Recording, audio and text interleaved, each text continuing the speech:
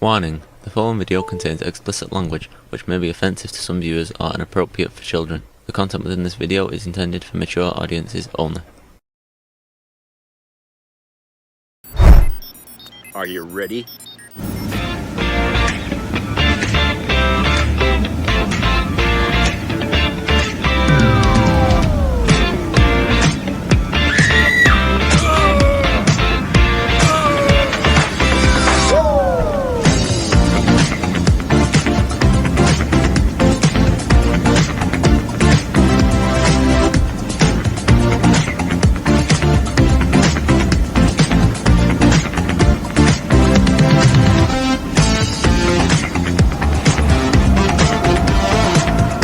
Hey everybody, it's Jeff.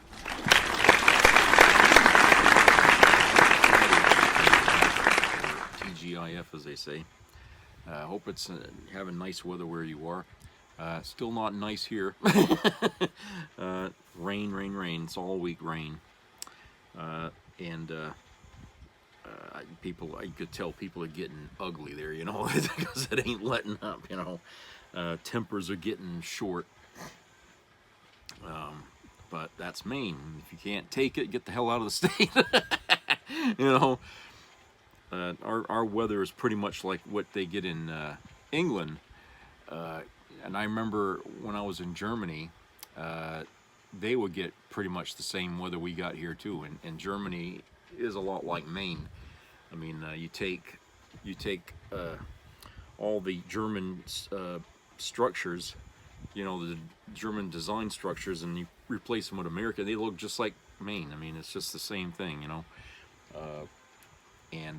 They get the same kind of weather. So if you're trying to think about what it's like to live in Germany, just think of that. But anyway, I got you know, a couple of videos here to share with you. This first one comes from the Humanist Report, and the Virginia Foxx, Republican, she's pissed. And why is she pissed? Because she's mad that the media is not portraying that bill they just passed, the big beautiful bill, as a good thing. Okay? She's pissed off that everyone is shitting all over it. And it's like, oh, well, I guess facts are really, you know, disheartening, but they are facts, you know. So let's go to that video here, and then we'll discuss that on the other side. Concerned about what has been said about this bill and what it's going to do, the extreme comments that have been made about it.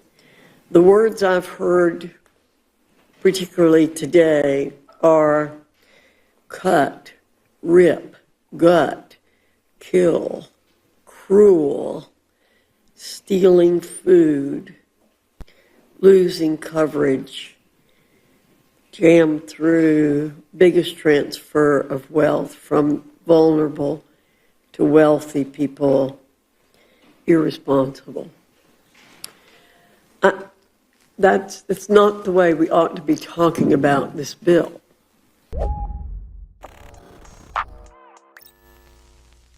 You just heard from Republican Congresswoman Virginia Foxx, an 81-year-old multimillionaire who takes issue with the extreme language being used to describe the bill that she voted for, which steals from the poor to give to the rich.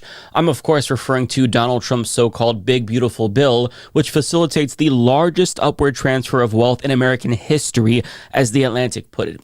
And this rhetoric isn't extreme, obviously. It's just factual, and that's why she's opposed to it. See, in order to finance tax cuts for the richest Americans, the poorest Americans have to pay. And one way that they're going to make you pay is by losing health care, because they're going to be cutting Medicaid by nearly $800 billion over 10 years. But the Republicans who are supporting this are desperately trying to hide the truth from the people, because they know they wouldn't be too happy about this. For example, Mike Lillis of The Hill reports that Republicans successfully got billboards in 6 different districts taken down that Democrats put up to warn voters about the Republican Party's plan to gut Medicaid. And they got these billboards taken down weeks ago with cease and desists, claiming that allegations that the GOP was planning to cut Medicaid were patently false. But fast forward to today, and they did exactly what Democrats said they would do. And now they're screaming about it because they're mad that people are pointing out what they just did. Some Republicans, like Representative Miller Meeks, is just straight up running away from activists who are calling her out for lying to her constituents. Congresswoman, I was wondering if you would just talk to us on your way over to the conference meeting. No. Last time you spoke with us, you lied to our face and said that you weren't going to vote for Medicaid cuts. But then you've actually voted for the largest cuts to Medicaid in the history of the country. Do you have any comments on that? Do you have any comment on the 4 hospitals in your district that are going to close because of your vote? Representative Miller Meeks, I'm wondering if you have any comment on the health care that 67,000 people in your district are going to lose? Does it concern you that you only won by 800 votes? Doesn't seem to concern her at all. Why would it?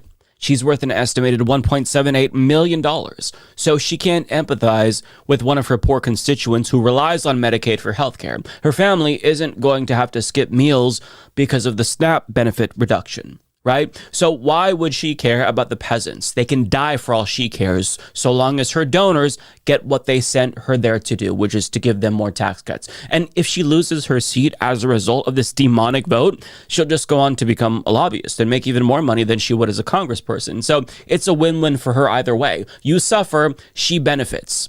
And I love how they were adamant that they weren't going to cut Medicaid when we all know that that was bullshit. And now they're just trying to run away from the thing that they just did, that we all said that they were going to do. Trump did the same thing. Can you guarantee that Medicare, Medicaid, Social Security will not be touched? Yeah, I mean, I have said it so many times, you shouldn't be asking me that question. Okay? This will not be read my lips. It won't be read my lips anymore. We're not going to touch it. So it turns out that Donald Trump lied. Again. Shocker. But I mean, this is what they do.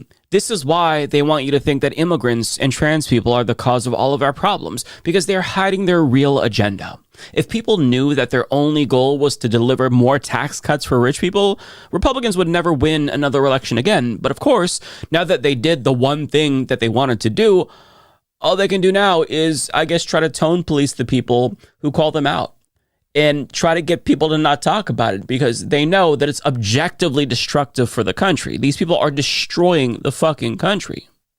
And to point that out, that makes you the bad guy, not them, because as Virginia Fox put it, It is scaring people out there in the country unnecessarily. right, because the party who wants you to think that teachers are performing sex change operations at schools, who regularly talks about how we've been invaded by a Venezuelan gang, wouldn't want to unnecessarily frighten people now, would they? The audacity of these motherfuckers, I swear to God, they are so evil. They are ontologically evil. Now, at this point, I'm sure that you've heard other breakdowns about what's in the bill, but I want to take some time to focus on lesser discussed aspects of the bill so you get a sense of how destructive it is. And this graphic from the Washington Post lays it all out. And as you can see, they're increasing the deficit overall with tax cuts for the wealthy and more restrictions on immigration, as well as more spending for defense. So don't ever let these people tell you again that they are deficit hawks, because that is not true. Now, they're offsetting all of this new spending by primarily cutting Medicaid, money for climate change from the Inflation Reduction Act, student loan forgiveness programs, as well as food stamps. And the scale of destruction that will be caused by cuts to Medicaid alone cannot be overstated. 8.7 million Americans will lose their health insurance over the next 10 years as a result of this bill. Rural hospitals will be forced to shut down. If this bill passes the Senate and it goes to Trump's desk, there's already hundreds of rural hospitals at risk of shutting down now, but this bill is almost going to guarantee that those hospitals are going to go the way of the dodo. There's a Kentucky radio show host that fears that hospitals in eastern Kentucky will be some of the first to close, and he's right to worry, because all rural hospitals are now at risk. People in rural areas are disproportionately poor. They already have issues accessing healthcare. So if they lose Medicaid and they can no longer go to these hospitals that primarily see Medicaid patients, then what happens to those hospitals? They go under. And former Democratic Representative Max Rose did a pretty good job explaining how sweeping these cuts to Medicaid are, because it's not as simple as, well, poor people lose health insurance, even though that's bad in and of itself. It's much more expansive than that. You used to represent Staten Island, which voted for President Trump the past 3 cycles. We did some digging. Nearly half of Staten Island's residents are on Medicaid, which now is going to face major cuts. How do you think voters are going to respond to that? I can tell you that the vast majority of Trump voters did not vote for something like this. When you cut Medicaid, right, you're actually cutting a whole series of other things. You're cutting core funding for your hospital systems that are the largest employers in places like Staten Island. So you're causing a massive uptick in unemployment. You're cutting a whole series of funding for nonprofits that service the disabled and a whole series of other populations. And you are also cutting funding for veterans. We don't realize this, but nearly 1 million veterans receive some type of Medicaid supplemental service. Additionally, millions of veterans across the country are on some type of Medicaid plan. This takes a sledgehammer to veterans. That's not what any Trump supporter voted for. They thump their chest very proudly, saying how much they love America, how much they support veterans. That's not what this bill does. We are going to see the political implications of this year, not just next. Look at a state like Virginia, a statewide gubernatorial election in just a few short months, where after this passage of this bill, the Republican gubernatorial candidate is dead silent on this issue, afraid to voice one word of opposition to her hardcore MAGA base, whereas you see Abigail Spanberger, the Democratic candidate, loudly championing the rights of veterans and communities throughout Virginia. And this is going to send shockwaves through elections. I mean, what you described sounds like political suicide. So it'll affect hospitals, particularly rural ones, nonprofits, as well as veterans. But on top of that, people also aren't pointing out that there was an anti-trans provision in this bill, and it makes it so that way poor trans and non-binary Americans are also going to suffer immensely.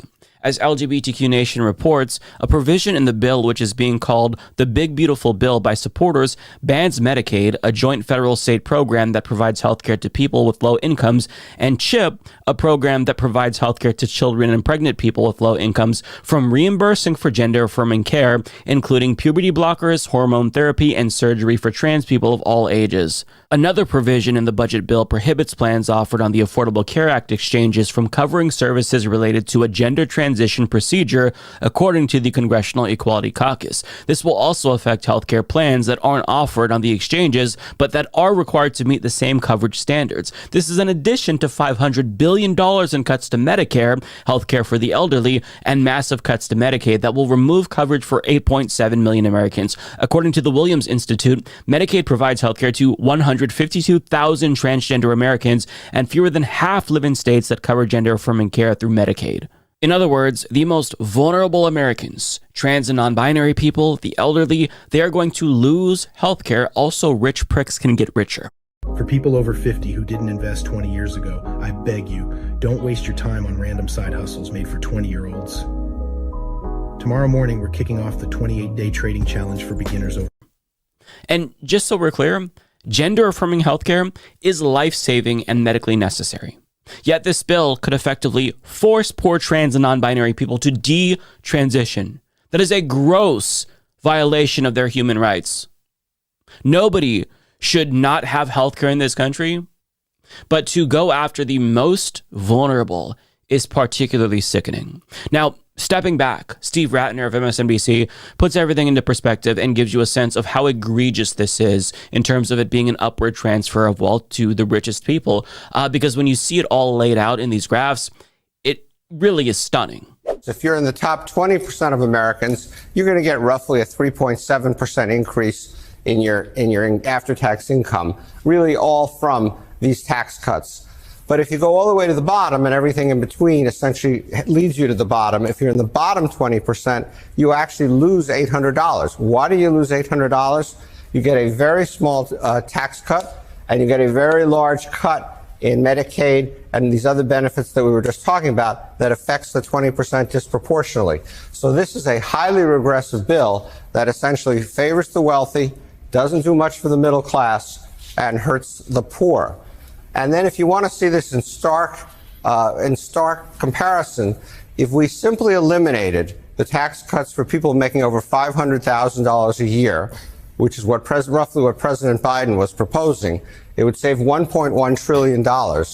That happens to be just slightly more than the Medicaid cuts and the food stamps or SNAP cuts, if you will, put together. So if we simply eliminated these tax cuts, we could eliminate these budget cuts on these poor people and end up, from a budget point of view, in the same place.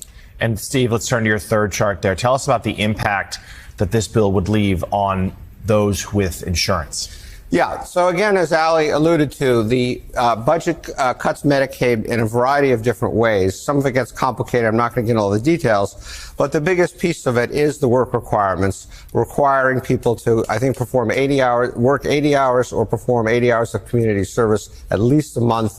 Things like Ali mentioned, also checking Medicaid eligibility more frequently. There's making it more difficult for the states to get the Medicaid funds they're getting now, and then some Biden-era rules that made it easier to sign up for Medicaid, repealing those, so it becomes harder to sign up for Medicaid. So what does that mean? As Ali said, the estimates are 8.6 million Americans losing their health insurance. And what's interesting about this chart is if you go back over here, before Obamacare went into effect, when we had over 45 million uninsured Americans, it went down, down, down, down, down. In here was Trump 1.0 with his first effort to impose work requirements on Medicaid recipients. So some people became uninsured. Down, down, down again.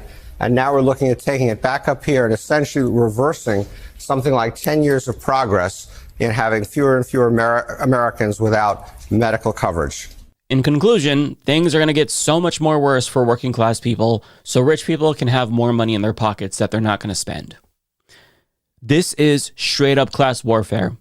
We all knew Trump would do this, and if you voted for him, well, unless you're a millionaire, you voted against your own self-interest here, and you have nobody to thank but yourself, contrary to what Max Rose said, because I think people knew that Trump was going to get in and cut his own taxes and the taxes of his friends, but they didn't care so long as he went after immigrants. You're going to see that it's not the immigrants who are the cause of all of your problems. It is rich people who are robbing you blind, and they're using the government to do that. I mean, there's also $20 billion in funding that goes towards Donald Trump's Gold Dome, which is a missile defense system akin to Israel's Iron Dome. But I mean, that to me is hilariously fucking stupid and unnecessary. I don't think that Americans are at risk of dying from missiles. I think the lack of healthcare poses the greater threat to their lives. But of course, you know, the defense contractors that helped Trump get elected, they stand to benefit from unnecessary bullshit like that. So it goes in the bill because this is about enriching rich people, and that's it. And I can't overstate how shameless this fucking bill is. It's over 1,000 pages long, and there's a lot of breakdowns about it, but it can be reduced down to 3 words. Fuck the poor. That's it. Fuck the poor. That's the bill in a nutshell. Now, some might push back and say, well, there's ostensibly some good things in there for working class Americans, like no tax on tips. Trump followed through on that promise. You know, he said on the campaign trail that he wanted to help working class Americans, and this is one way that he's doing that. But guess what? Even that will disproportionately help the wealthy and potentially hurt the people that it's supposed to be helping. Because if you think about it, what's defined as a tip is pretty vague. So if you're a rich person, you might be able to classify certain types of income as tips to avoid paying taxes on it. Rich people are always going to find a way to game the system. And if you're one of the people who subsists off of tips, this might sound good at face value, but there's a chance that you already don't meet the threshold to pay federal income taxes. But if your income, goes up just a little bit, that could change things for you drastically. It could affect your eligibility for food stamps. You might no longer qualify for the earned income tax credit when you file your taxes, which could result in less money for you at the end of the year. So you are getting fucked over by something that is sold as a positive for you as well. And if Trump really wanted to boost the income of people making tips, what you do is you eliminate sub-minimum wage. Because if you raise people's incomes just a tiny bit, all you do is make it more difficult for them to qualify for social assistance, Medicaid, food stamps, which doesn't really help them. The goal is to pull people out of poverty entirely, so they're no longer living paycheck to paycheck. But that's clearly not something that the Republican Party is interested in, because they want their rich donors to buy more yachts and mansions. So even the things that seem like selling points for working class people are catch-22s. They're taking money away from you to give it to rich people. It is a robbery, period. Now, the good news is that it still has to pass the Senate before it reaches Trump's desk. But the bad news is that something this disastrous should have never made it out of committee, let alone the House in the first place. And it was very close. It passed 215 to 214, I believe. And I hate to be crass, but if multiple Democrats hadn't stayed in office until they literally died, they would have had the votes to defeat this bill. So that's something to think about. But it's the Republican Party that did this. They passed this bill along party lines, and they deserve your ire. But at the end of the day, it's just so devastating to see that once again, even though, we have income and wealth inequality that has surpassed the Gilded Age, we are exacerbating it even more because the rich apparently don't have enough. They need more yachts and mansions, and it's just, there's nothing to say. It's just gross, but nobody's surprised because Trump said he wants to get in office and cut taxes for rich people more, and he did that. So we deal with the consequences, right? Look, you cut $700 or $800 billion dollars out of Medicaid over the next 10 years. Okay, you're going to create debt. You're going to create debt. In the ballpark of around 20 trillion, I think is what they're saying. Something like that anyway. And the idea that MAGA is letting this slide after Trump promised that he wasn't going to cut Medicare and Medicaid, but hey, he's got them doing it, okay? The fact that he's gone back on his word, it doesn't seem to care much with MAGA. They're not out there bitching. I mean, if Joe Biden had made that promise, and he did, and what happened here yesterday, they'd be all over his ass. Oh, Jesus Christ, they'd be screaming from the mountaintops. They'd get rid of Biden if he had done something like that. But Jesus, when it's Trump doing it, it's all A-OK as far as MAGA's concerned, okay? And that's the sad part, is that their hypocrisy is so obvious now.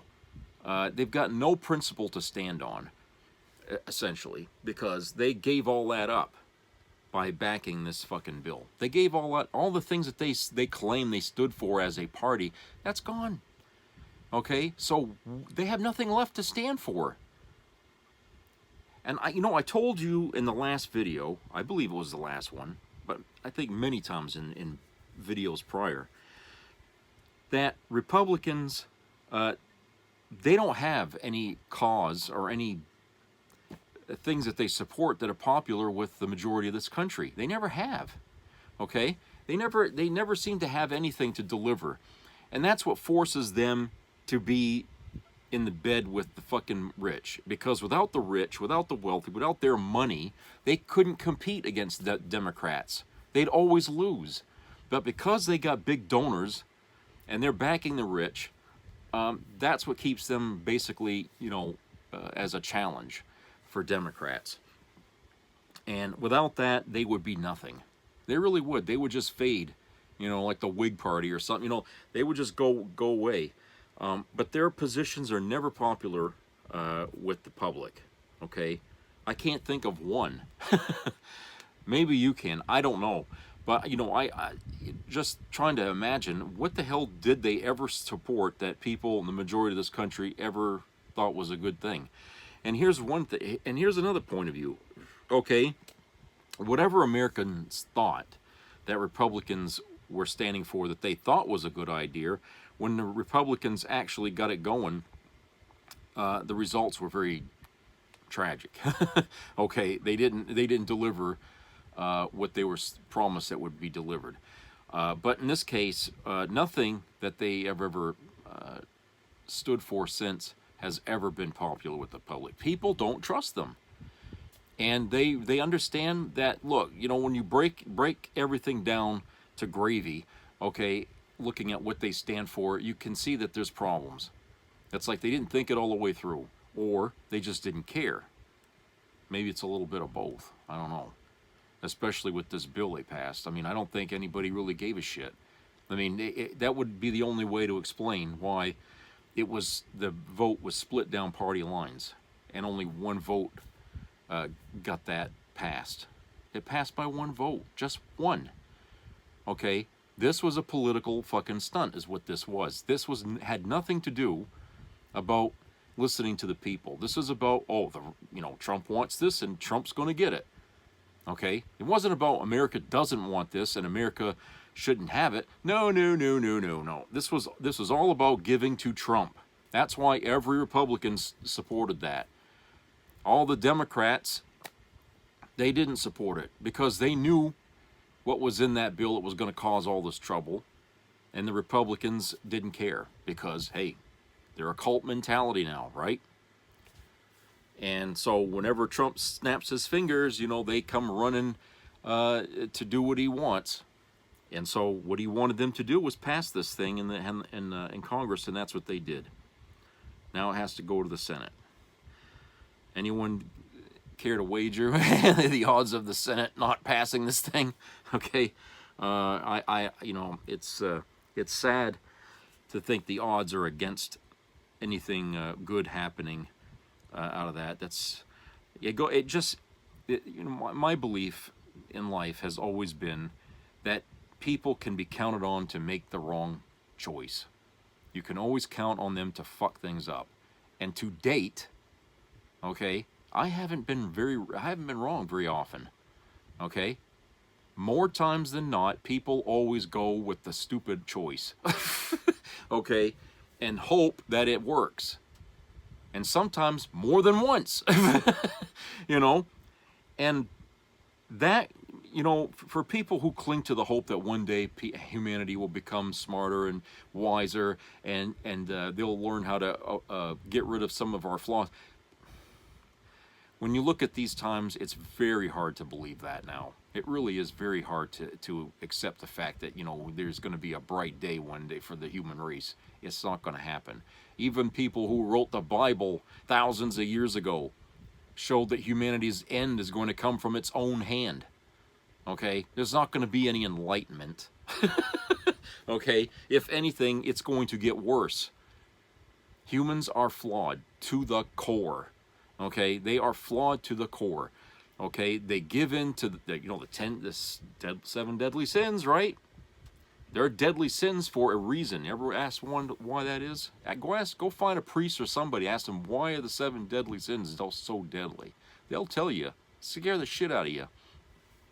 Okay? Why those sins, those specific ones, are so bad. And, in this world, we indulge heavily in all 7. All 7 of them. And we can't put them away. We can't put them aside. Not even for the greater good we can't do it seems. In this country where we should be able to, we can't. And, this bill, this abomination that they passed, that, the rich are all happy and everything, of course they are. But I'll tell you right now, if I was wealthy and rich and I wouldn't be walking out of their homes without bulletproof vests on, because I'll tell you right now, the anger level in this country is going to skyrocket. Especially when people start to realize that they just lost their health care coverage, okay? What's his name, Luigi? There's going to be a lot of Luigis out there in the days to come, a lot, okay? And I hope people understand that it's a, like I said about how humanity is flawed, our culture has always been of a violent nature. Okay, that's why we have all this gun problems and stuff. So the last thing you want to do with a society on the brink, emotionally down, okay, depressed, and in some cases, damaged, the last thing you want to do in a society like ours is give them a cause.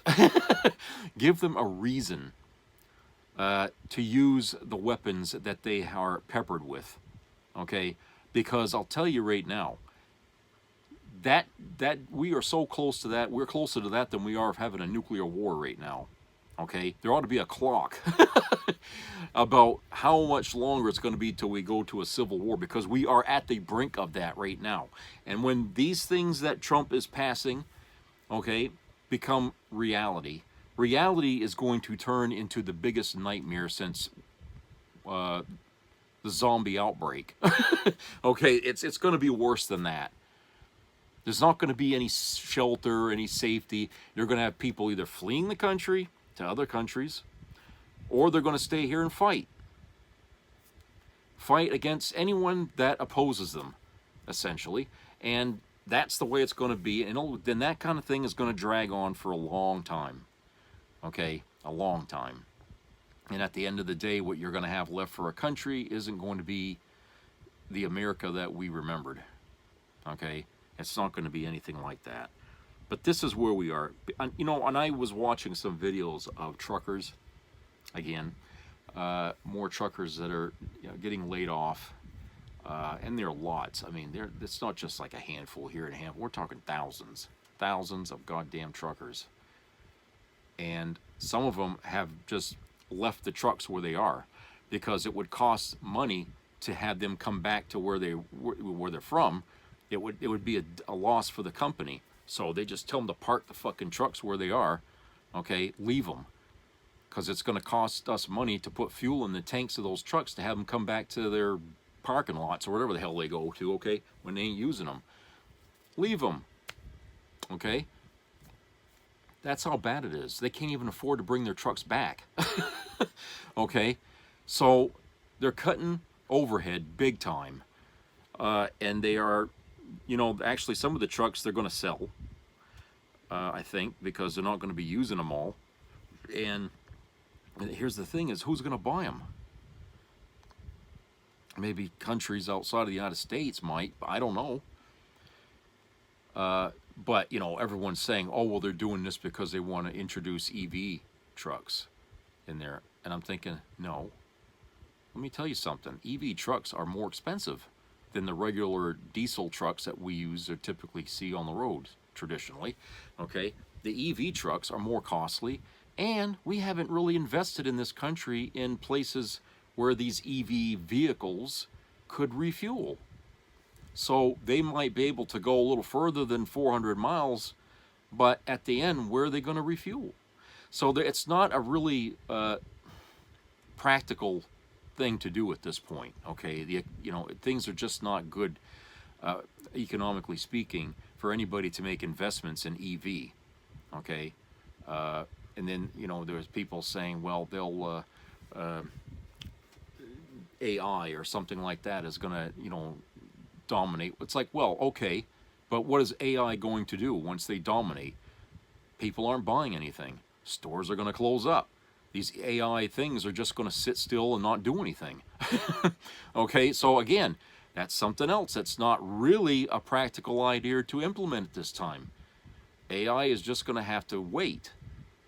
Okay, so what I'm describing here, people, is a slow down and stall of everything that makes this country churn as a machine. It's going to stop. When was the last time it happened in this country? Guess. Let me give you a hint. John Boy. The Waltons. Okay? That's when the last time our country ever ground to a complete stop. Okay? We are there almost right now. This is the worst it's been in this country since. Okay? And that, my friends, is what we call a depression. Some are saying we're in a recession right now, but I think it's happening so fast that the recession, we've already sailed past that. We're actually moving into the era of a depression here because it's going to be felt. Stores are just, they're sweating bullets right now. They don't know what to do. Okay? They might close down stores. Like Walmart might shut down a whole bunch of stores because they can't keep the shelves stocked. So that means for some people, your Walmart, that might be the only big business in your town, is going to just probably disappear because it's in a town. It's not in a major city. All right, so you'll probably have to drive further to get to the nearest Walmart to go shop or whatever, if there's anything. But as far as your small town, and there's a lot of small towns in the United States that have a Walmart there, but those places could easily be just shuttered like that, in times like this. They'll just pick and choose which ones to keep open, but you're going to see a lot of closures. Target as well. I think that's what's going to happen there. But at the end of the day, Walmart's still going to have a hard time making money. They're not going to make a whole lot under Trump. Okay, they're really not. And I'm surprised that there isn't more talk, more push about getting rid of his ass by impeachment or whatever they need to in order to remove him, because this is going to hurt their bottom lines. And if these CEOs that run these companies give a shit about staying around, they would be out there helping the Democrats get their foot under Trump's ass to kick him out of office.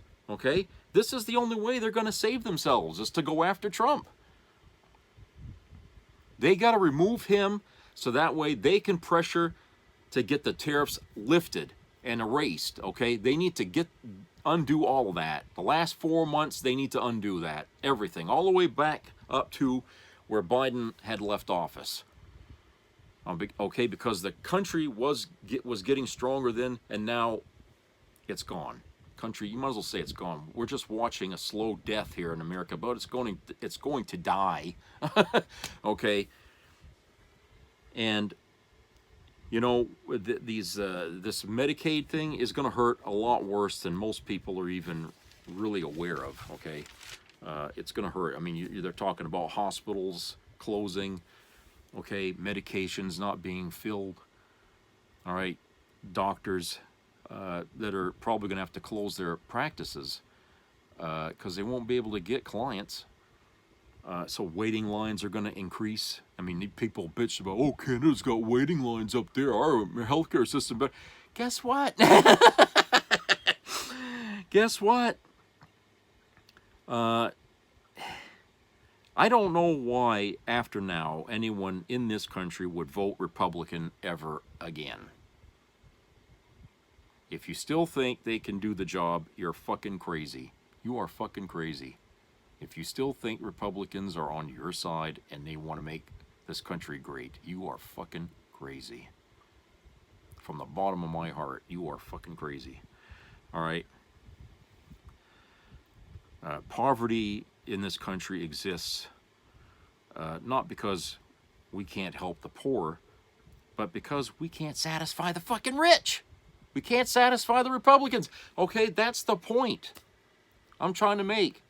You vote for a Republican, you're voting not only to take the country backwards, but you're helping the rich stay rich, while everybody else gets poor, gets thrown under the bus. That's typical Republican strategy. It's always been. In my whole fucking lifetime, that's the way it's been. Okay? I'm 53 years old. And for 53 years, that's the way they've operated in this country. Jesus Christ. You know, if you don't believe me, do a little bit of fucking homework. You got an internet. You got access to all the fucking knowledge of the world at your fingertips. Get on there and get curious. You look at what the hell they've done. I'm telling you right now. Okay, if you're not aware of it, if you're younger than I am, like if you're in your 20s, you're going to shit a brick when you see how things started.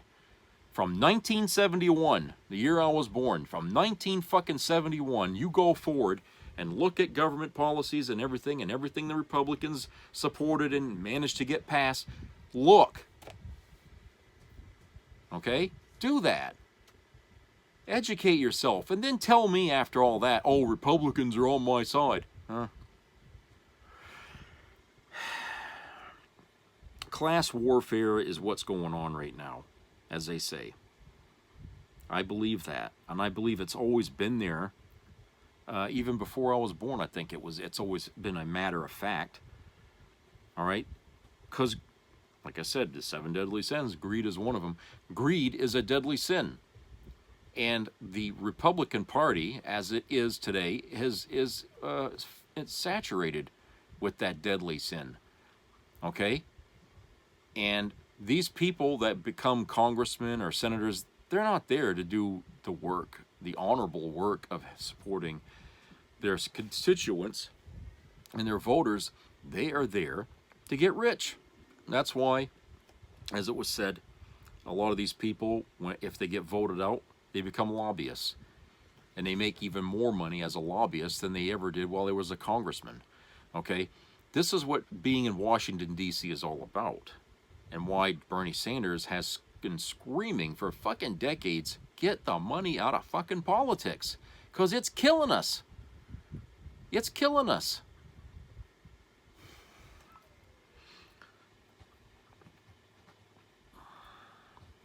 So, like I said, you know, while we sit here in our country on red alert, okay, not because we are going to go to war, but because we are actually going to war with ourselves here.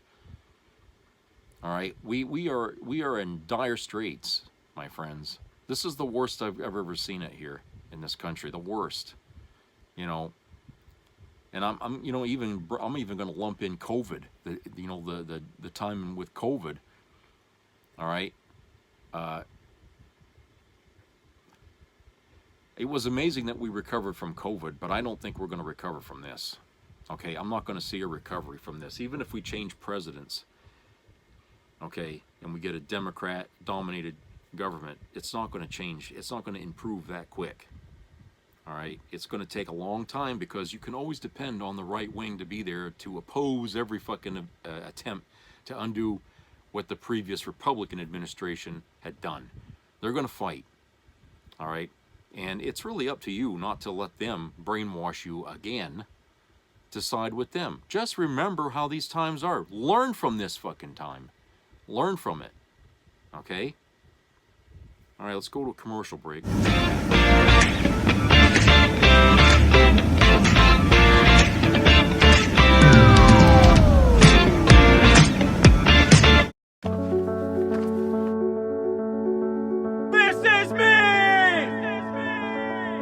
I'm Alex Curtis. I'm a lobsterman in Maine, and this is me. I'm Roxy Sugar, and this is me. I'm Eric Hopkins. I'm an artist, and this is me. This is me. Me. This is me. This is me.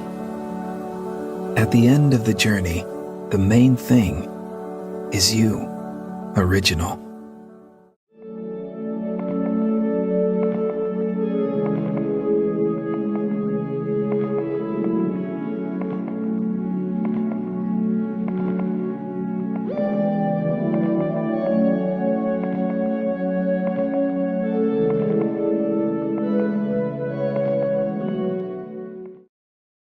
All right, we need to talk serious for a second because I think there's a lot of you out there that don't understand how catastrophic these cuts to Medicare and Medicaid will be, right?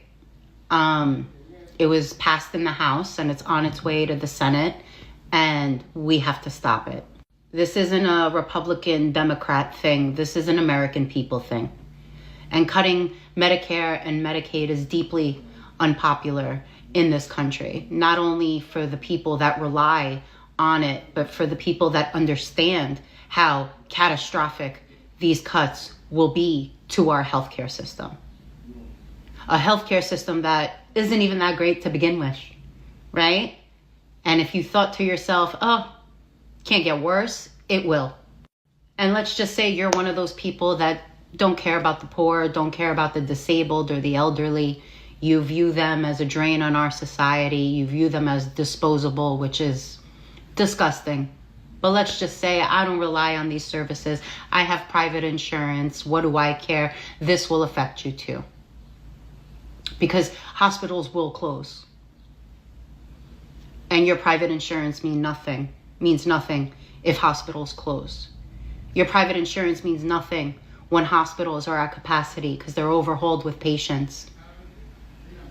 It means nothing. So this will affect you too. So if you're one of those people that don't give a shit unless things affect you, this will affect you too. This will be catastrophic to our healthcare system. And a system that isn't great to begin with. And it's not just hospitals. It'll be your regular doctor's offices. You thought waiting 6 months to see a primary physician was bad. It's gonna get worse. And what does that stop? That stops you from catching things early. Like, I don't think a lot of you realize the domino effect and the catastrophe that people are going to die. People are going to die. And this is deeply unpopular. Deeply unpopular, which is why it was done in the middle of the night while everybody was asleep. So what I need for you guys to do is I need for you to contact your senators and your representatives. I need you to scream from the rooftops of how against this you are. Focus on Republican senators because they will be the ones voting for it. We saw that in the House. This cannot go through. This cannot go through. This will affect every single American in this country. You may be healthy today, but life changes like that. And you have to view and see the urgency in this. I beg of you. Like, that's the only thing I can do. I beg of you to call and try to stop this.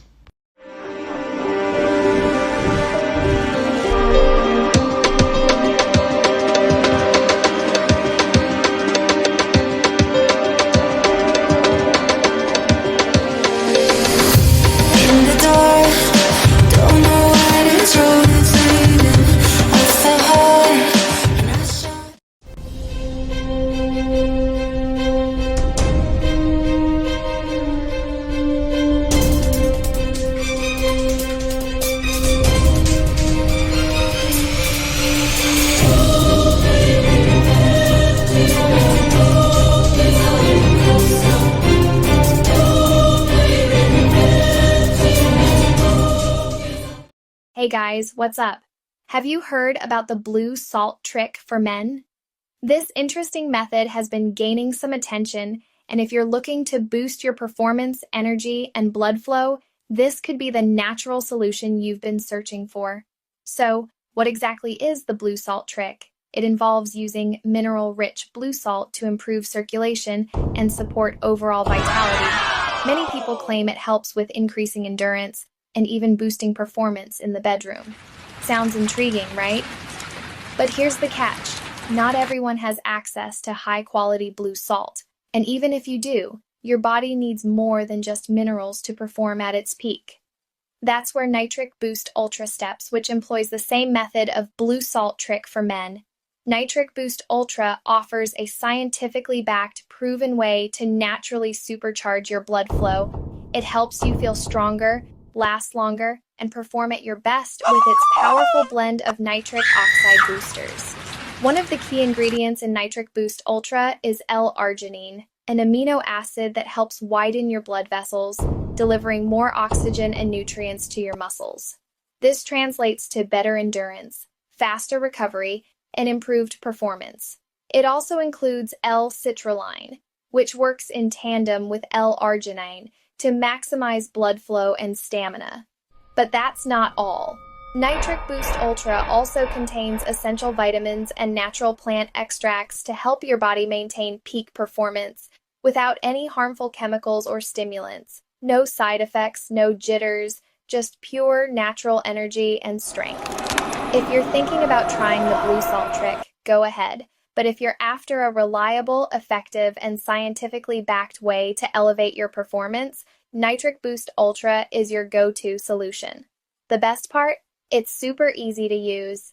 Take 1 scoop of the powder with a glass of water every day, or mix it in a smoothie or tea if you want. Within weeks, you'll feel more energized, stronger, and more confident in every aspect of your life. Ready to unlock your full potential? Don't wait. Try Nitric Boost Ultra today. Grab it directly from the official website to ensure you're getting the real deal. And I'd love to hear your thoughts. Have you tried the blue salt trick?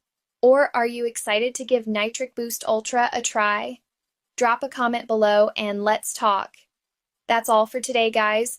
Don't forget to like, subscribe, and hit the bell icon so you don't miss out on more tips to keep you at your best. Take care, and I'll see you next time. 80 years ago, the guns fell silent across Europe. The bloodiest war in European history ended with the unconditional surrender of Nazi Germany. This was good versus evil, and good won. They came from small towns and big cities, the men and women of America, ready to die in places they had never heard of, for a people they didn't know. Why did this greatest generation sacrifice so much? Because they understood that freedom is fragile. They believed every human life had dignity. What would these heroes think of what Donald Trump is trying to do to America? Arresting judges, the breakdown of rule of law, a powerful state that disappears its own citizens with no due process, an angry leader who thinks he's all-powerful. They saw it and gave their all to end that evil. Today, 80 years since VE Day, let us honor the greatest generation by holding their values dear. They had different politics, but they knew right from wrong. They knew what it meant to be an American. Now it's our turn to fight for America, to stand up to a darkness that threatens the basic rights of Americans, a leader who believes he is above the law. No one is asking us to charge across a bloody beach. All that's asked of us is that we remember the greatest generation's legacy and prove we're worthy of their sacrifice, that we are worthy to call ourselves Americans.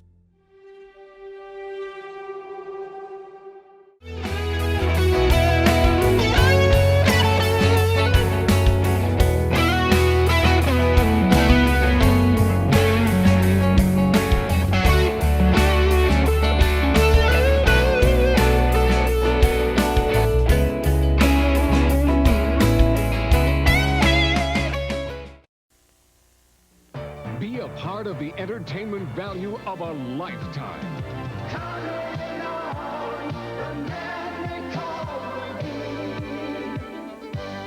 I loved it. It was the best performance I've seen in a lifetime. I loved the show.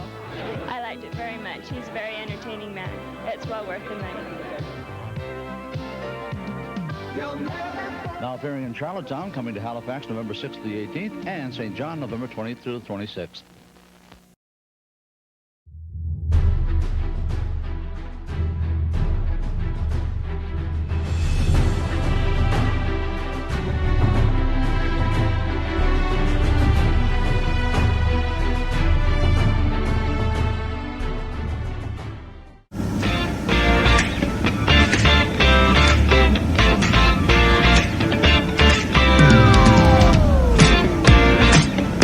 Okay, welcome back, everybody. All right, so this other video comes from Ben Meiselas, okay? And he's talking about how a lot of the red states right now are suffering from, you know, natural disasters. And FEMA is very slow to respond. For some people, it's been over 10 weeks, and they've got nothing. No help. Their homes are still just a pile of debris. And they're bitching, you know. And so let's go to that and discuss that on the other side. If we can send missiles overseas, why can't we send money to help us, Arkansas? Now Kentucky got hit this past weekend. My opinion is your priority is your home. Your priority is your home, and the money should be reaching your states, but Donald Trump's FEMA is MIA, and that shouldn't surprise us because Donald Trump has stated, and his Homeland Security Secretary, cosplayer dog killer, Kristi Noem, has also stated that they want to get rid of it. I mean, they've made those statements. They say they want to push it to the states that are not capable alone of handling these things. And we've seen with over 900 tornadoes that have touched down this year so far, and disastrous storms in areas like Kentucky and Illinois and Missouri and Arkansas and Mississippi and elsewhere, FEMA has been slow to react, if it's reacted at all. Also, you have FEMA rejecting supplemental assistance requests or just delaying it in states like Georgia and North Carolina, across these areas that have been really, really harmed significantly. Now, let me just show you this longer clip that CBS put together of other people who have been impacted in very bad ways by the Trump regime. We're talking about red states, purple state, blue state. It doesn't matter. We're Americans, and FEMA should be working for us. Here, play this clip. My double-wide mobile home was located right here. 68 days ago, a deadly tornado in Tylertown, Mississippi leveled Dorothy Yarborough's home. Riding out a tornado in a double-wide seems like a very scary experience. It was. It happened so fast. But the response from the federal disaster agency, FEMA, has been slow. Typically, when a tornado destroys a town, someone like Yarborough applies for federal assistance. The president signs the declaration, and FEMA spends money to recover and rebuild. Yarborough has applied, but after 10 weeks, she's got nothing but a huge pile of debris and this camper. So this was donated by a church. This wasn't FEMA, right? Right. No, not FEMA. Across the country, governors have 21 requests into the White House for emergency or disaster declarations. 2 have been denied. The other 19, including Mississippi, are waiting for a decision. President Trump says he wants to get rid of FEMA altogether. Somebody's going to have to help. Patsy Pittman's family has owned this property for generations. She and her husband repaired their damaged home and farm buildings with their own personal insurance money and most of their life savings, $40,000. We've applied, and that's the last we've heard. But they say the president hasn't signed it, so. How does that make you feel? A little disappointed. If we can send missiles overseas, why can't we send money to help? We're also seeing headlines like this. Trump undermined Biden's FEMA in North Carolina. Now the cleanup is lagging under Trump's watch after Trump spread all of these lies about what FEMA was doing in North Carolina and saying that they were prioritizing immigrants over people, which was false. And we're seeing this play out across the country. Arkansas, Sarah Huckabee Sanders. Can't get much more Trumper than that. She was getting her aid delayed. Let's bring in Democratic Congress member Jared Moskowitz, who led emergency management in Florida before becoming a member of Congress. This is an issue near and dear to your heart, and you're out there raising these calls each and every day. First, talk to us about what's happening, how big of a disaster this is. What are you doing, Congressman? No, first of all, Ben, thanks for talking about this. This is a big deal, especially as we're getting into hurricane season. I mean, literally, we're at the end of May. And let me start at the beginning. Okay, the president was right that FEMA needed reform. He was right about that. The emergency management industry has known FEMA's needed reforms. One of those reforms is that you got to get FEMA out of Homeland Security. Homeland has bastardized FEMA. They have used FEMA in ways that FEMA was not built for, and they turned FEMA into the grant agency for every other department in Homeland, which got FEMA off its core mission of response and recovery. And that's been well known. You talk to former administrators of FEMA, Democrat and Republican, and they've all said the same thing, which is why I have a bill with Byron Donalds, of all people, who's running for governor, endorsed by President Trump, to get FEMA out of Homeland. But that's not what they've done. What they've done and what the secretary has done, and I don't know if the secretary has even done this with the White House even knowing, okay? The secretary has taken something that needed help, and she has completely broken it. I believe what you're going to see is this summer, the secretary has turned FEMA into the Newark airport.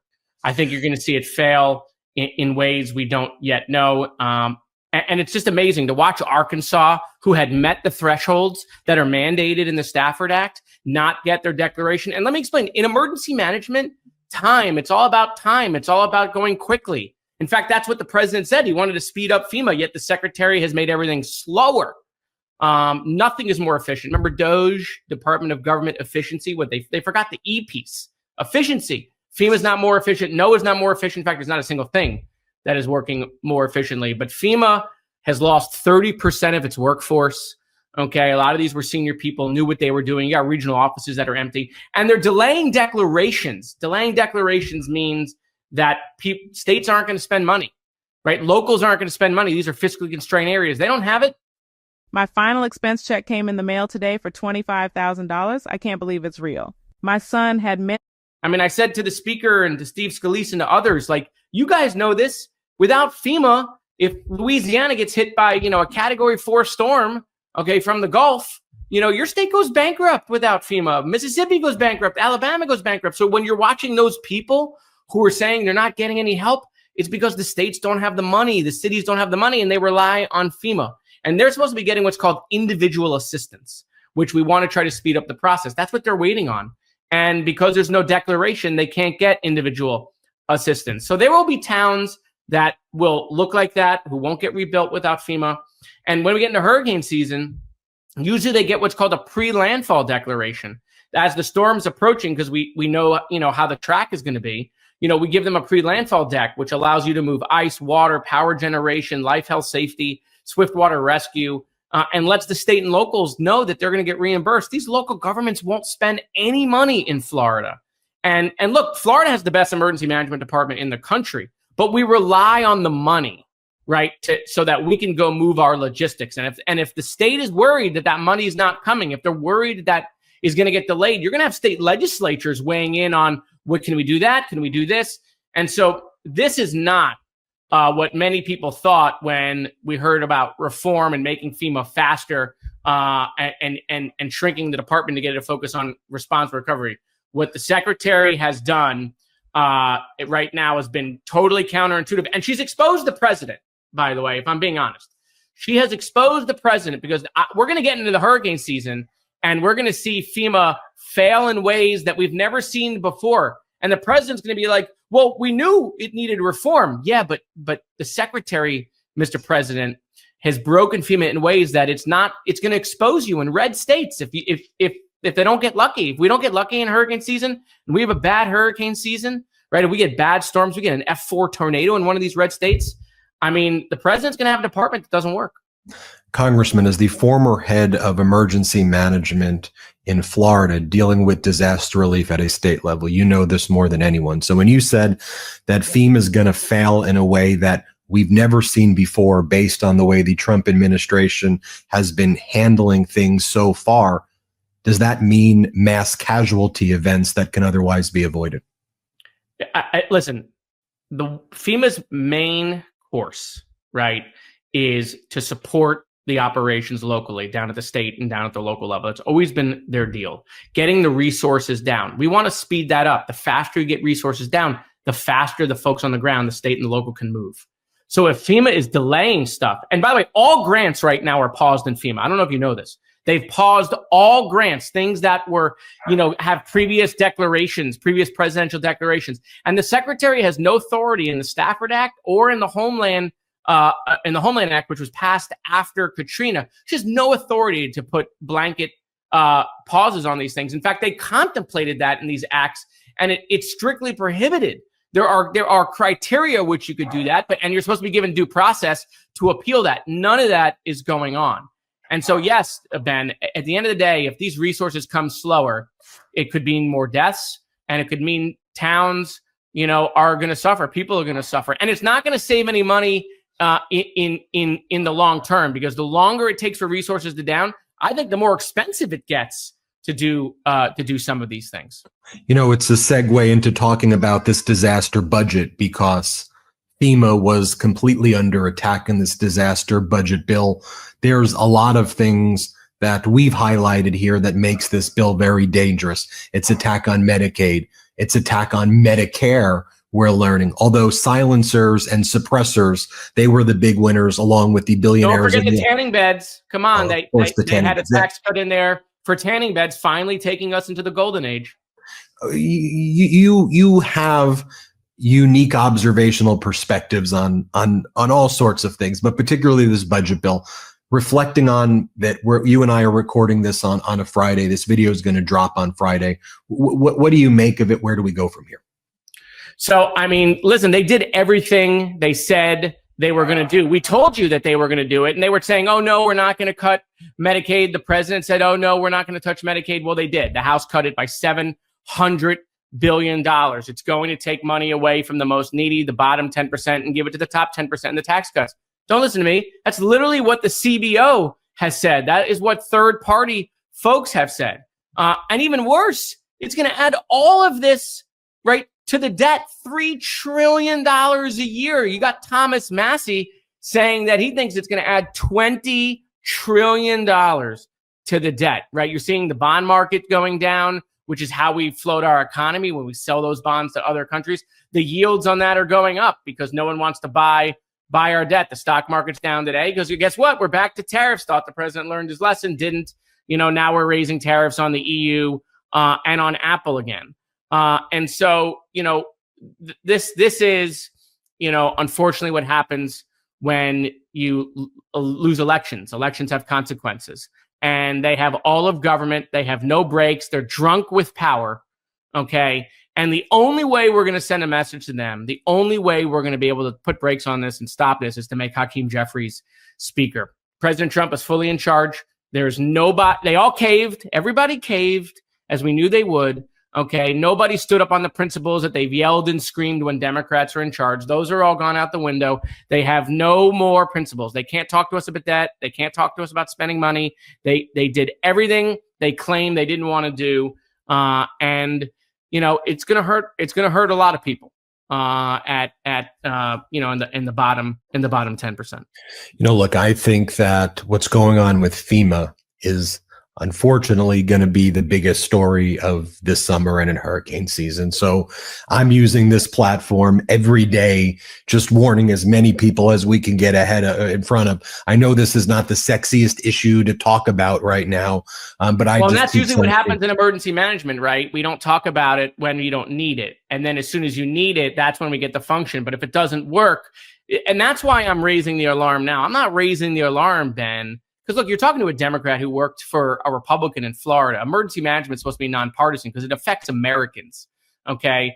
And so look, I'm out there, trying to put this on the radar of the president and the people in the West Wing. I'm trying to sound the alarm now while we have a couple of months, maybe to kind of fix some of the damage that has gone on in Homeland. But if we get into September with the way things are now, okay, and we don't get lucky, and we do have storms, and NOAA is calling for an above average hurricane season, 60% chance of that, I am deeply concerned about what is going to go on in some of these states. We're seeing it already with these tornadoes. I'm real worried. And so, the only thing I can do is tell people what I know, how I look at it. I'm trying to do it in a nonpartisan way. I'm trying to just give them the truth. Okay. That's why I'm saying, yes, the president was right that FEMA needed reform, but that's not what the secretary has done. What the secretary has done is she took something that needed help and she has just destroyed it. Congressmember Moskowitz, thanks for joining us as always. Thank you. Everybody hit subscribe. Let's get to 5 million subscribers. Yeah, well, you know what, MAGA, let me tell you something, MAGA. You're crying saying we didn't vote for this, but in reality, you did, okay? Trump laid out very well what he wanted to do with FEMA and Medicaid and a lot of things, okay? And I do remember when he would talk this shit, you guys were applauding in the audience, okay? Cheering him on, waving your Trump banners and flags and whatever, okay? You people were all happy about what he was going to do. Did any of you ever stop to think what he just said? Okay, I don't think any of you did. I feel like, how can they say, everything that Trump has done that's had a negative impact on the country, MAGA responds by saying, we didn't vote for this. We didn't vote for that. We didn't vote for this. It's like, Jesus Christ, that's what you're doing is everything that you clapped about him doing last year. Now you're saying we didn't vote for that. Well, why were you last year doing that? Why? For Christ's sake, my cat makes more sense than you do. Jesus Christ. You guys, I don't understand how MAGA can just wake up, watch the news, see something else negative happen, turn around and say, I didn't vote for this. And I'm thinking, yes, you did. Yes, you fucking did. And when people like me were trying to tell you, don't vote for him because this is what he's going to do, you said, oh, shut the hell up. You're nothing but a propagandist. You're just lying. Is that like an automatic response to anything anybody says that's against one of your R's in politics? That must be, because you guys respond knee-jerk reaction without thinking. Okay, because I got a lot of that last year on the various websites I go to, to chat. But a lot of you people just right off respond, you know, with the same old trope. You know, you're a propagandist, you're a bot, you're this, you're that. Okay. And I'm thinking, hey, go to Project 2025, read what's in there. And they're like, that ain't even real. That's not, you know, they say that's a hoax. You guys, I'll tell you, I mean, you've been wrong all along, okay? And you're still wrong. You're still wrong, okay? This is why we don't like you people. This is why we're always attacking you. Is you people have no common sense. You don't understand what the hell's going on. You're pumped up with slogans and bumper sticker sayings, and you buy Trump's merchandise, and you drive around with your big trucks and all your bumper stickers and flags, and you're trying to advertise that you understand what's happening in the country, but you don't. When you vote for Donald Trump, you don't understand what's happening in this country. Okay? You're not watching the news. You're not keeping up to date on what's really going on. Instead, you're filling your heads with Fox News. You're filling your heads with talk radio. Huh? That's what you're doing. This is where you get your information from. And don't lie to me and say that isn't true. Okay? These places wouldn't still be in operation after all these decades if you weren't listening to what they're saying. Okay? So you are watching, you are listening. So you need to stop that. You need to take a diet from those things, because that's killing you. And now you're killing the country. Now your states, your red states, are suffering. You people that live in these Republican-controlled states, you're bitching. This woman was being very polite at the start of the video, okay, about how upset she is. Okay, I would be more than that. She doesn't sound like she totally regrets voting for Trump. All she's bitching about is that, oh, well, FEMA should be here, you know, and it's like, well, who's controlling FEMA right now? You want to blame somebody, blame the fucking guy at the top. But no, so like I said, it's going to take this whole year of suffering before next year people will be on board with impeachment. We're going to have to go through this year of hell before we try to change what is. Okay, I'm sorry if that means a lot of you people are going to have to suffer more job loss or whatever. But look at it this way. If we don't suffer, we're not going to learn anything. Okay, because humanity must suffer to learn. We don't want to learn from history. Okay, so what's the other way we're going to learn? Through suffering. So, one way or another, you're going to learn to do the right thing. Okay, it's just like, you know, when the same idiot MAGA people that says you take a stick to a kid's ass, you know, the stick is, you know, they'll teach you. Well, think of this as being spanked. That you're suffering. You're being spanked, okay, for doing something wrong. Now you're going to take a licking here for that this year. So are you going to learn from this? Or are you going to fucking wake up and do the right thing next year? Or should we spank you again? Because that's basically your doing. You created this problem. You picked up that rock and threw it through somebody's window, and now you're going to suffer the consequences of that.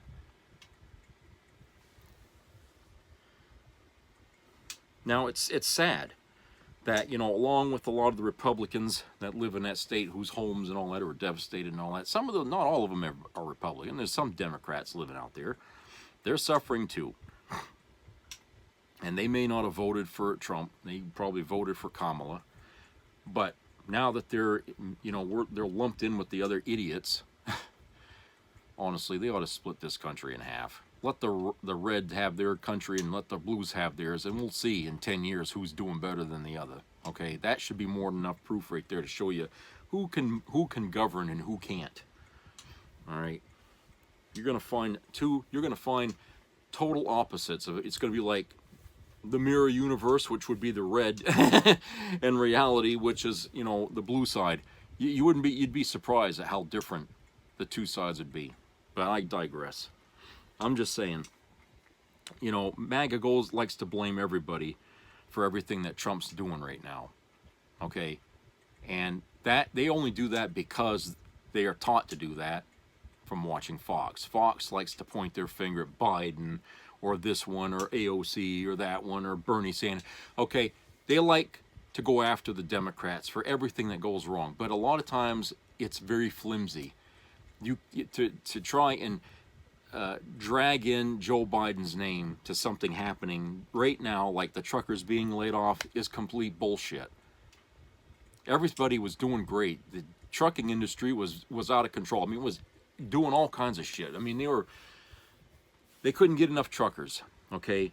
People were buying right and left. Christ, every damn other vehicle on the road was UPS, FedEx, you know, and the Postal Service. People were buying online. E-commerce was booming in this country, okay? Now, Amazon left. People aren't buying. Stock market, well, it might look like it's going up, but it ain't going to stay up. I can tell you, not with the way things are going right now. That's a mild fart compared to what's going to end up happening in the days to come. Okay, when the next quarter comes out and they show a drop in GDP, that's gonna, you know, that's it. That's going to signal a recession. That's going to hurt the market, and before you know it, there's going to be a depression after that. That's how this is going to go. There's no hope here that, oh, somehow we're going to pull out a miracle here while we're still under Trump's thumb. Ain't going to happen. Remember, this fucking guy went bankrupt 6 fucking times. Running a goddamn casino where they give you money. Where they fucking give you money. The house always wins, right? And with that, he still went bankrupt. This guy couldn't fucking manage his way out of a paper bag. He couldn't. And why anybody in their right mind, for Christ's sake, why did anybody think that Trump was the guy that could do wonders with our economy? Yeah, he's doing wonders. It's a wonderful failure. Okay? It's a big, colossal nightmare that he's created. It's not a wonder now why he went bankrupt 6 times. This fucking guy has no knowledge of management. He can't do an economy. There are amateur economists out there who understand better than he does what he's doing. He ain't playing 4-dimensional chess. He's not even playing checkers. He's just throwing shit on the wall to see what'll stick.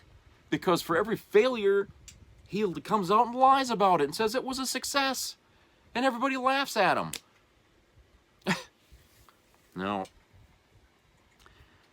Trump, nobody that I can think of that was in their right mind said anything good about Trump being president. Nobody. And we also had the 4 years of Trump 1.0 to fall back on as proof of that. But again, MAGA is invested in listening to propaganda coming from the likes of Fox News and others, okay?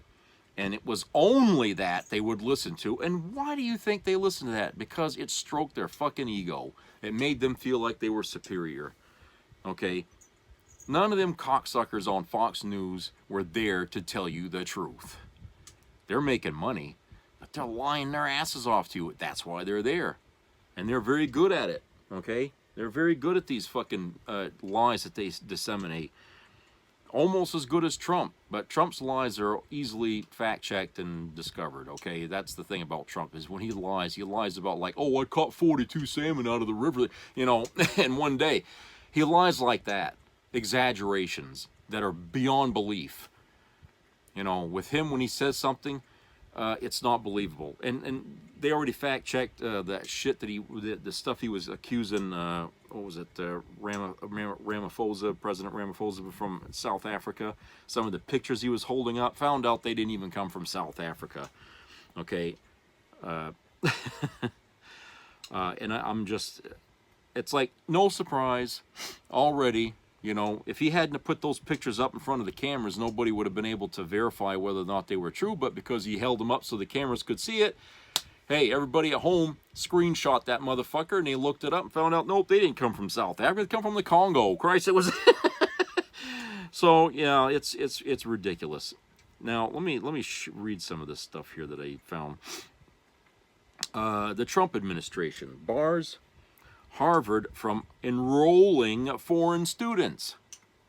In a startling escalation in its war against higher education and knowledge in general, the Trump regime just revoked Harvard University's ability to enroll international students, saying thousands of current students must transfer to other schools or leave the country. The Department of Homeland Security announced the action Thursday, claiming Harvard has created an unsafe campus environment by allowing, quote, anti-American pro-terrorist agitators, unquote, to assault Jewish students on campus. It also accused Harvard of coordinating with the Chinese Communist Party, China, saying it hosted and trained members of a Chinese paramilitary group as recently as 2024. Harvard enrolls almost 6,800 foreign students at its campus in Cambridge, Massachusetts, accounting for more than a quarter of its student body. Most are graduate students coming from more than 100 countries. We call it fascism because it is fascism.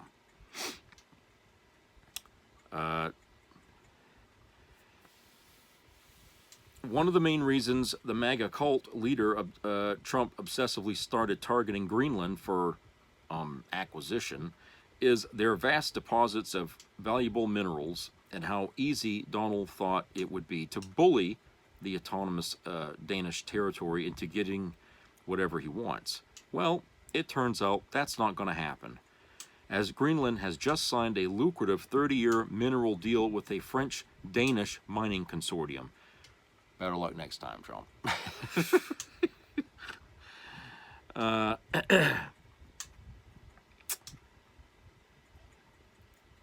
Let's see. Chris Pappas is running for Senate. He's a Democrat in New Hampshire. This says here, now that Senator Shaheen is retiring, Chris Pappas is aiming to make history by becoming the first openly gay man elected to the U.S. Senate and keep a vitally important Senate seat in Democrat hands. Representative Chris Pappas has served New Hampshire for 20 years and has a proven track record of taking on the big fights, from battling Big Pharma to lowering drug prices to facing off with predatory companies that target veterans, while winning election after election in one of the swingiest districts in the country.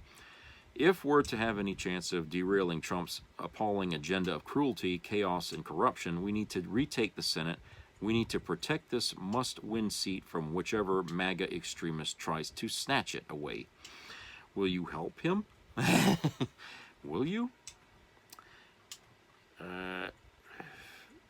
And Tommy Tuberville is expected to announce his run for Alabama governor.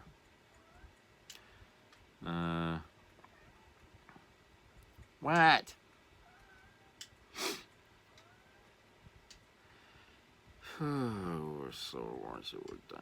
Department. Oh yeah, this is here for any veterans watching here.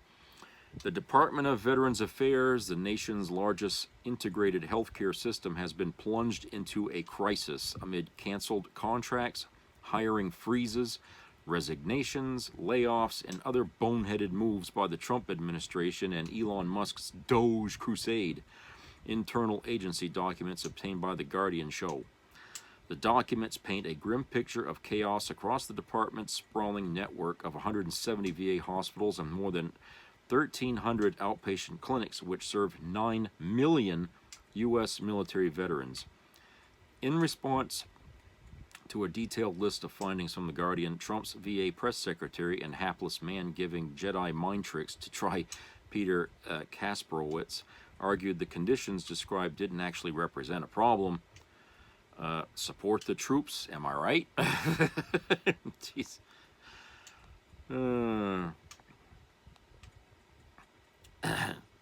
And Trump got a visit from protesters who mobbed his golf course at a $1 million a plate crypto dinner.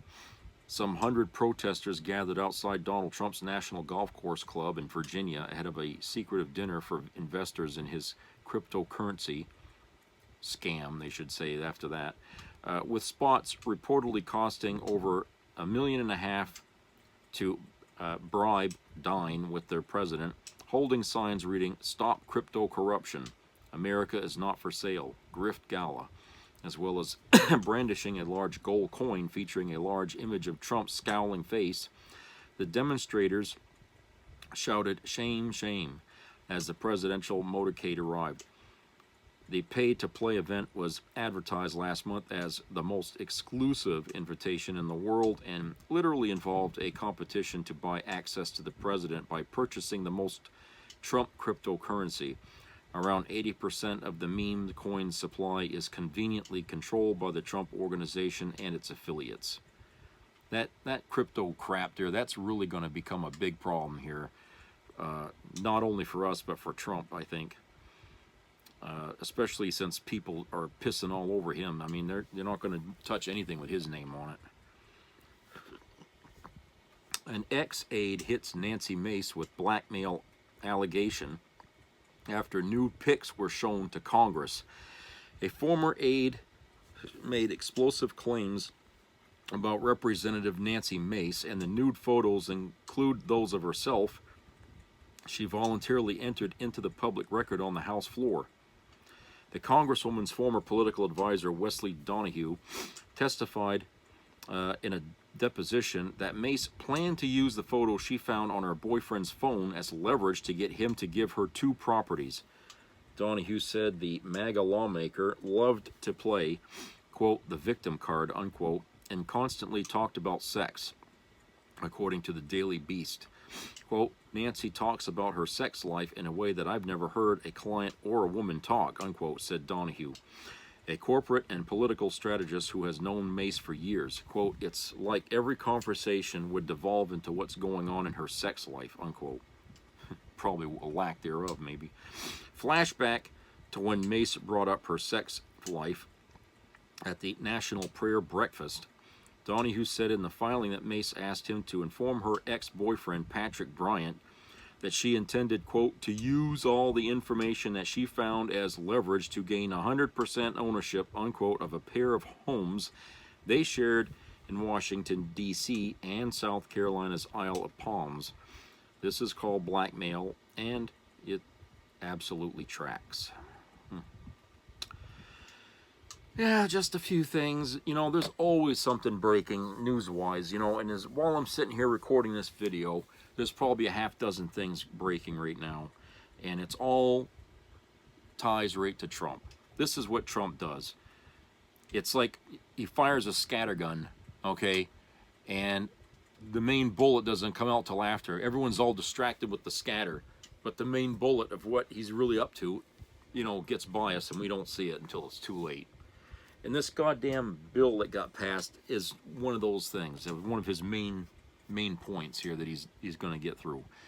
And so while we are looking at the scatter, which, you know, I kind of read to you some of the scatter here that the press is following, they're not focusing on the real big issue of the day, and it's that Trump, with what the Republicans, with what they passed, they are going to essentially kill a lot of Americans who need help.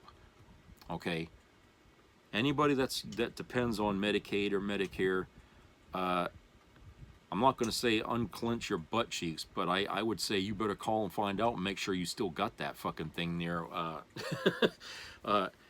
and keep checking on it too, and make sure that you still have it, because I'll tell you, you know, when the time comes, and for the elderly out there, when the time comes when you're going to need it, you better hope it's there, you know. And if it isn't, you got to find some alternatives here. You know, I'm not sure what they would be, you know, and I feel like this is, you know, people, you know, I know it would be nice to be able to live in a country with no worries, but I don't think there's any such place. America was supposed to be a country where, you know, if things happen, at least you'd know there was somebody there to catch you. Somebody had your back, and that usually was going to be the government. But with Trump in there, he's gone. There's nobody watching your back. That's why at the end of these videos I say, you know, everybody in your neighborhood should watch each other's back, be helpful, because we're gonna need that.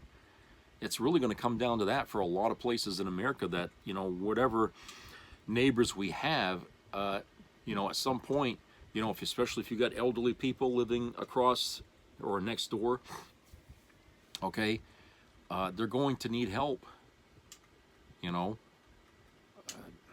I just, you know, because some of these, you know, people, and I know there was some family members of my girlfriend's who had passed away, and they needed to have somebody come by, like a nurse or whatever they call it, home care or something, to come by and check on them and make sure they were doing okay and you know, didn't need anything. For a lot of people, they ain't gonna have that now. That's gonna stop, you know. And so I don't know what to say, but you know, it's going to be a big problem in the days to come here. I'm not expecting that the Senate won't pass this thing. I'm expecting that they will, because for me, to cling to hope and constantly get it crushed is a really depressing thing, and it weighs on me all the time. So I'm going to expect that the worst thing that could happen is going to happen. Okay, I'm just resigned to that.